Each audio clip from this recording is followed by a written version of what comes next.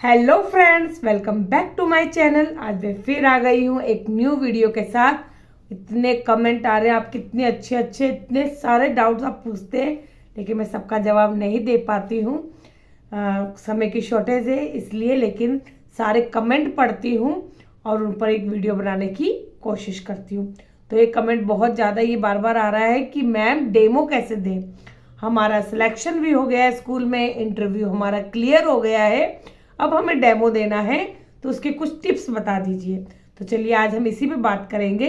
लेकिन उससे पहले अगर आप मेरे चैनल पर नए हैं तो प्लीज़ वीडियो को लाइक करें, शेयर करें और चैनल को सब्सक्राइब जरूर कर लेना, ताकि मेरी नई नई वीडियो आपको मिलती रहे। और जो मैं आपको चीज़ बताऊंगी, जो भी आपको रूल बताऊंगी, उनको अगर आप फॉलो करेंगे तो आपका डेमो 100% अच्छा जाएगा और आप स्कूल में सिलेक्ट हो जाएंगे। तो चलिए वीडियो स्टार्ट करते हैं। तो सबसे पहला रूल कि आपके फेस पे एक बढ़िया सी मीठी सी स्माइल होनी चाहिए। ये नहीं आप गुस्से में जा रहे हैं, क्लास में हमने डेमो देते वक्त आप बिल्कुल सीरियस हैं या आप स्माइल नहीं कर रहे हैं, तो आपका ये इंप्रेशन बहुत गलत जाएगा। ठीक है, अगर आपके चेहरे पे एक स्माइल होगी प्यारी सी, तो सामने वाला भी बहुत ज़्यादा इम्प्रेस हो जाएगा और बच्चे तो आपसे इंटरेक्ट होंगे ही सही, क्योंकि जब मैम अच्छी होंगी, मैम हमेशा स्माइल फेस होगा, मैम हंसमुख होगी, तो बच्चों को भी पढ़ने में बहुत अच्छा एंजॉय करेंगे बच्चे भी। ठीक है, तो आपके चेहरे पर एक स्माइल होनी चाहिए। अगर आप जाते ही बोलेंगे गुड मॉर्निंग स्टूडेंट्स, तो बच्चे मतलब ज़्यादा आपसे जुड़ नहीं पाएंगे। लेकिन आप प्यार से बोलेंगे good morning students, how are you, कैसे हैं आप सब, मैं आपकी न्यू टीचर हूँ, है ना। तो बच्चे आपसे बहुत जल्दी इंटरेक्ट हो जाएंगे, जल्दी से घुल मिल जाएंगे। ठीक है, तो बच्चों के साथ वही अपनी कन्वर्सेशन कर सकता है कि हम प्यार से बच्चों से अच्छे से बात करें। ठीक है, तो फर्स्ट हो गया कि आपके चेहरे पर एक स्माइल होनी चाहिए, आप गुस्से में क्लास में एंटर नहीं करेंगे। सेकंड थिंग आती है स्पीड। ठीक है, कोई कोई टीचर होता है बहुत जल्दी जल्दी बात कर रहा है, बच्चों को समझ में नहीं आ रहा और जल्दी जल्दी बात कर रहे हैं, ऐसा नहीं करना है आपको। इसके अलावा आपको अपनी स्पीड बहुत ज़्यादा स्लो भी नहीं करनी है। हेलो बच्चों, मैं आपकी नई टीचर हूँ, आज मैं आपको पढ़ाने आई हूँ। ठीक है, और ना जल्दी जल्दी बोलेंगे आप स्पीड में। हेलो बच्चों, मैं आपकी न्यू टीचर हूँ, मैं आपको ये सब्जेक्ट पढ़ाऊंगी। मतलब एक एनर्जी होनी चाहिए आपके अंदर, एक जोश होना चाहिए और ये दिखना चाहिए कि हाँ आप वास्तव में पढ़ाने आए हो बच्चों को, आपको इंटरेस्ट है बच्चों को पढ़ाने में। ठीक है, ये नहीं आपको कुछ ज़बरदस्ती है या आपको अपनी अर्निंग करनी है तो आप ज़बरदस्ती स्कूल में जॉब करने आ गए हो। आपके अंदर एक एनर्जी होनी चाहिए। जब आप अपनी एनर्जी दिखाएंगे, आप एनर्जेटिक दिखेंगे, तभी बच्चा भी उतना काम करेगा। अगर मैम ही ऐसी हो रही है, मैम बोरिंग से लेक्चर दे रही है, मैम ढंग से बात नहीं कर रही है, तो बच्चों को बोरियत आ जाएगी। ठीक है, तो सेकंड क्या है, एक तो आपको अपनी स्पीड कम रखनी है, ना तो ज़्यादा कम रखनी है, ना ज़्यादा स्पीड में बोलना है। तो ठीक से आपको अच्छे से बच्चों से बात करनी है। तीसरा, आपको एनर्जेटिक रहना है, एनर्जी से बात करनी है। जो भी आप बोले, जो भी आपके वर्ड्स हो, सेंटेंस हो, क्लियर हो, शॉर्ट हो। ठीक है, आप लंबी बात बच्चों से नहीं करेंगे कि आप बच्चे से बात करने लगे और उसी में आपने अपना टाइम निकाल दिया। शॉर्ट एंड स्वीट बात करनी है आपको। ठीक है, थर्ड आता है लैंग्वेज की प्रॉब्लम। अगर आप इंग्लिश के लिए जा रहे हो तो आपको इंग्लिश बोलनी तो आनी ही चाहिए। हमारी मदर टंग हिंदी है, हम हिंदी में भी बोलेंगे, लेकिन पहले हमें इंग्लिश में बच्चों को समझाना पड़ेगा। और हिंदी में बच्चे बहुत अच्छे से समझ जाते हैं, लेकिन आप हिंदी हिंदी बोल रहे हो, इंग्लिश मीडियम स्कूल में गए हो, इंग्लिश के लिए गए हो, तो वो भी अच्छा नहीं है। आप दोनों लैंग्वेज का संतुलन बनाकर बात करेंगे। ठीक है, आप इंग्लिश में बोलिए, अगर बच्चा नहीं समझ रहा है या बच्चे को समझ में नहीं आ रहा तो आप उसको हिंदी में भी बात कर सकते हैं। तो इसमें आपको तालमेल बनाकर रखना पड़ेगा। ये नहीं आप या तो इंग्लिश में बोल रहे हो कि बच्चों के ऊपर से जा रहा है, या आपने हिंदी में स्टार्ट कर दिया है। जो इंग्लिश मीडियम के बच्चे हैं वो कहेंगे मैम कैसी है, तो इंग्लिश पढ़ाने आई है और बात हिंदी में कर रही है। तो आपको इन दोनों का संतुलन भी बना के रखना पड़ेगा।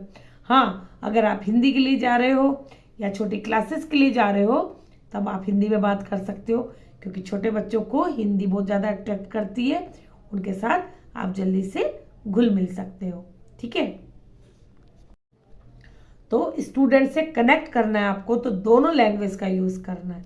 कुछ बच्चे ऐसे होते हैं जिन्हें इंग्लिश थोड़ी समझ में नहीं आ रही है, कुछ बच्चों को ज़्यादा इंग्लिश समझ में आती है या वो इंग्लिश भी पढ़ना पसंद करते हैं, बोलना। तो आपको दोनों लैंग्वेज को तालमेल बनाकर बच्चों से बात करनी है कि आपने कोई भी लाइन बोली, बीच में आप इंग्लिश के वर्ड यूज़ कर लीजिए, ठीक है। तो इन चीज़ों का आपको ध्यान रखना है। सबसे बड़ी बात, जब आप एंटर करेंगे तो आप गुड मॉर्निंग स्टूडेंट्स बोलेंगे, पीछे डेमो वाले बैठे रहेंगे, तो आप उनसे उम्मीद नहीं करेंगे कि वो आपको गुड मॉर्निंग का जवाब दे, कि आप खड़े हुए हैं, अब वो मुझे गुड मॉर्निंग बोलेंगे तो मैं आगे पढ़ाना स्टार्ट करूँगी, आगे की बात करूँगी। क्लास में बच्चे होते हैं, वो गुड मॉर्निंग का जवाब देंगे। अगर बच्चे नहीं हैं या डेमो वाले ही बैठे हुए हैं तो वो आपको गुड मॉर्निंग आगे से नहीं बोलेंगे। आपको गुड मॉर्निंग बोलकर अपने काम पर लग जाना है कि आप क्या पढ़ाने आए हो, ठीक है। उसके बाद आप पढ़ाने पे आते हो। जब आपने इतना सब कुछ हो गया, अब आप पढ़ाने पे आओगे, तो आप बोर्ड की तरफ जब पढ़ाने गए हो, सबसे पहले आप डेट डालोगे कि आज टुडे क्या डेट है, वो डेट मेंशन करोगे। कौन सी क्लास है, क्लास मेंशन करोगे। टॉपिक, अब टॉपिक डालोगे, बच्चों को क्या पढ़ाना है आपको, वो आपको पता होना चाहिए। आप उसकी तैयारी करके जाइए। कहीं कहीं किसी स्कूल में ये होता है कि जो डेमो वाले टीचर्स होते हैं, प्रिंसिपल हो या इंचार्ज हो, वो आपको एक डेमो के लिए एक टॉपिक दे देते हैं कि हम इस पे आपसे सवाल पूछेंगे या आप ये टॉपिक तैयार कर लीजिए। तो आप उसके लिए थोड़ा सा समय मांग सकते हैं। अगर इंटरव्यू के तुरंत बाद आपसे बोला कि आपको डेमो देना होगा, हम आपको ये टॉपिक दे रहे हैं, तो आप थोड़ा सा समय मांग सकते हैं और थोड़ा सा आप सर्च कर सकते हो उसके ऊपर, ठीक है।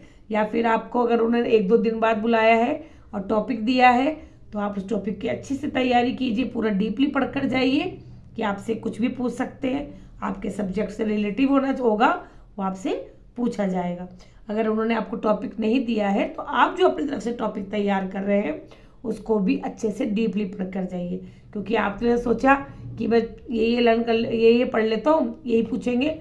लेकिन जो एग्जामिनर होते हैं या जो टीचर्स होते हैं, वो जब डेमो लेते हैं तो कुछ ऐसे क्वेश्चन पूछते हैं जो हमें भी पता नहीं होते, ठीक है। तो आप थोड़ी सी अच्छे से तैयारी करके, जब आप इंटरव्यू के लिए कुछ भी रिज्यूम डालते हैं, तो उसके बाद जब इंटरव्यू होता है तो आपको उस स्कूल के बारे में सब कुछ पता होना चाहिए कि आप उस स्कूल को क्यों ज्वाइन करना चाहते हो, ऐसी क्या खासियत है, आप उस स्कूल के लिए क्या कर सकते हैं, ठीक है।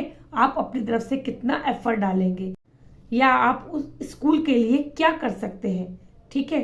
तो आपको इन सब चीज़ों का, इन सब क्वेश्चंस का आंसर पता होना चाहिए कि मैं इस स्कूल को क्यों ज्वाइन कर रही हूँ, मैं इसके लिए क्या कर सकती हूँ, या मैं कुछ ऐसी अदर एक्टिविटीज़ बच्चों को कराऊंगी, या मेरे पढ़ाने का तरीका इस तरह से होगा।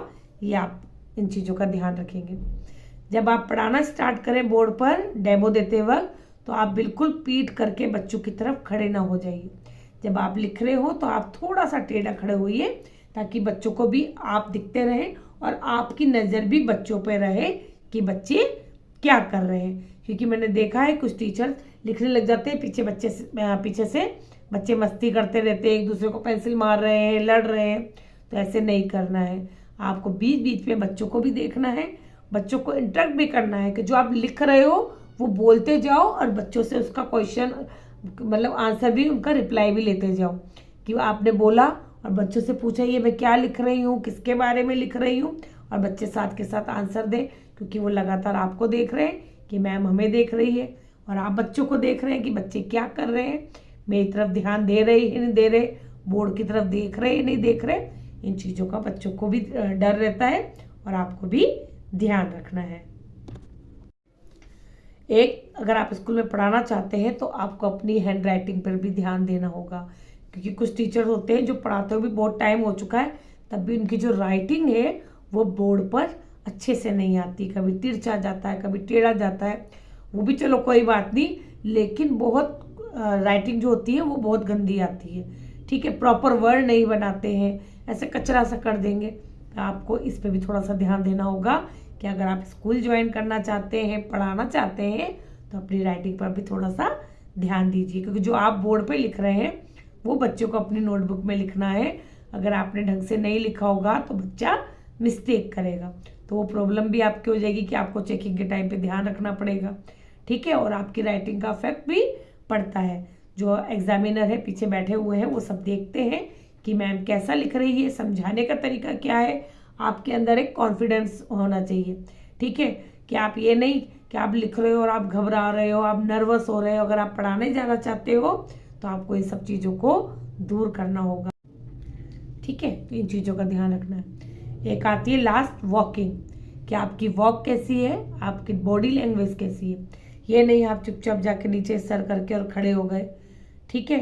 बच्चों के सामने आपको सीधा आइज टू आइज कांटेक्ट होना चाहिए, बॉडी लैंग्वेज बिल्कुल कड़क सीधी होनी चाहिए, ठीक है। ये नहीं बच्चे अगर कुछ लिख रहे हैं तो आप कंटिन्यू बच्चों के आगे पीछे घूम रहे हैं, देख रहे हैं। एक राउंड लगाते हैं, 2 राउंड लगाते हैं, मानती हूँ देखना भी पड़ता है कि बच्चा सही लिख रहा है या नहीं लिख रहा है, नोट कैसे कर रहा है, राइटिंग कैसी कर रहा है, या लिख रहे हैं या नहीं लिख रहे, इन चीज़ों का ध्यान रखना पड़ता है। लेकिन आप कंटिन्यू जब वॉक करते रहेंगे तो बच्चे प्रॉपर ध्यान नहीं दे पाएंगे, क्योंकि थोड़ी सी भी उनको आवाज़ या थोड़ा सा वो डिस्टर्ब हो जाते हैं तो बच्चों का माइंड कहीं और लग जाता है, ठीक है। तो आपको इन चीज़ों का ध्यान रखना है कि बच्चों को पढ़ाते समय छोटी छोटी चीज़ों का ध्यान रखेंगे तो आपका डेमो बहुत अच्छा जाएगा। आपको घबराने की ज़रूरत बिल्कुल भी नहीं है। सबको थोड़ा सा डर लगता है, लेकिन डर के आगे ही जीत है। तो अगर मेरी वीडियो से थोड़ी सी भी हेल्प मिले तो प्लीज़ वीडियो को लाइक करें और कमेंट लिखना ना भूलें कि आपको इससे कितनी हेल्प मिली। Okay then, thank you, bye.